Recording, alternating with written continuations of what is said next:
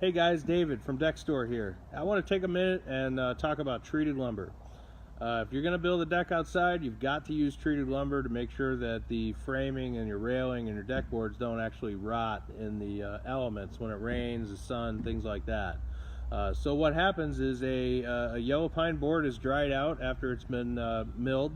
They fell a tree, they mill it to create the dimensions that they're going to make, like 2x10s, 2x8s, 2x4s, things like that. And then they actually put it into a process in a cylinder and submerge it in a liquid chemical and apply pressure to make sure that that chemical actually saturates into the board and creates that treated lumber product.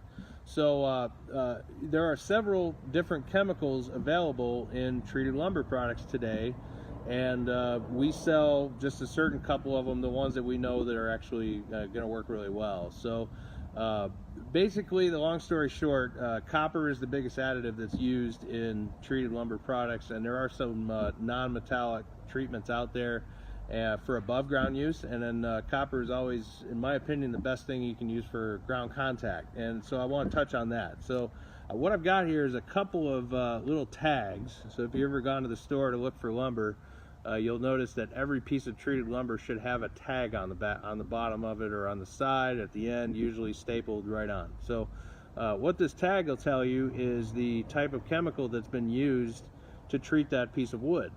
It also will tell you who did the treatment, so which company actually owns the cylinder, put the lumber in there, treated it, and so forth. And we like to pay really close attention to these chemicals, because if you'll notice, this one here says above ground contact use, okay, and this is what we use on our decking boards and our narrows, narrow width, so 2x4, 2x6, and 5/4 decking, and our 2x2 pickets that are used on the deck. We do this because above ground contact treatment is a little bit less expensive, and in the Eco Life series here, the wood tends to be a little bit more stable, and it repels water a little bit better than some of the other ones that I've seen. On the flip side, on the wide widths and timbers, so wide widths are going to be your 2x8s, your 2x10s, your 2x12s, and then your timbers are going to be 4x4s, 6x6s, structural connections, and things like that. This is the tag from those. And make sure I got it upside down here, sorry about that. So this is ground contact, if you'll notice. What makes this different is the retention. So there's a number on here that tells you what the retention is, or the amount of percentage of the material or chemical that is soaked into the product to make it a higher retention of that chemistry to keep it from rotting if it's in the ground. Why is this important for dimensional framing? In my opinion, even if it's up in the air, in South Carolina, we're in a very, very moist environment. Lots of folks will tend to build their decks in a way that they'll retain moisture underneath them, or maybe between the deck boards and the actual framing lumber. And we've seen decks here where they've been taken apart and the tops of the joists are rotted out and things like that from above ground contact joists.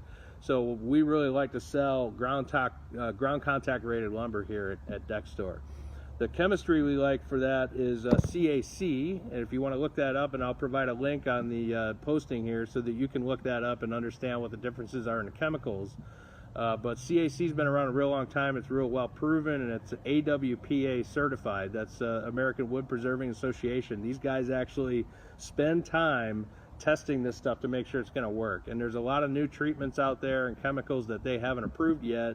And the only reason they haven't approved yet is because they don't feel that they're stable enough for what they're intended for. So I know we're getting to 4 minutes here, and I like to get this short and sweet. So the last thing I'm going to show you is just a real quick here. When you look at a board, you're going to notice there's a grade stamp on it. Okay, this one says number 1. Okay, number 1 is what we like to sell in our framing lumber. The reason why we like selling number 1 is because of these guys right here. These knots. We don't want to see a bunch of knots on the very edges of our boards. The other thing we don't want to see is if you've ever been to the lumber yard somewhere, you may notice that some of the corners on boards will have bark, or what the industry refers to as wane, on the corners of the boards. There's an allowance for that when you're doing structural takeoffs and finding out the span requirements and things like that. There's some allowance for knots and wane when you're doing that, but overall, if you have a 4 square edge board with knots on the inside, you're going to have a stronger part than what the code actually intends. So we like to do that, and furthermore, if you're going to build a deck, it's going to be up in the air. it's not a bad thing to have your framing look pretty decent as well. So we're very picky about the lumber we sell here at DECKSTORE. We want to make sure that you're getting a good product that's going to last a long time, especially if you're going to put composite decking on top. And we're going to ask composite decking to last us anywhere from 25 to 50 years. We want our lumber to do the same thing. We want it to look great, and we ask you to just spend just a little bit more money to get that quality. I'm David, DECKSTORE. Thanks for watching. 963-DECK, 963-3325. Give us a call. We'll give you a quote, help you any way we can. Thanks.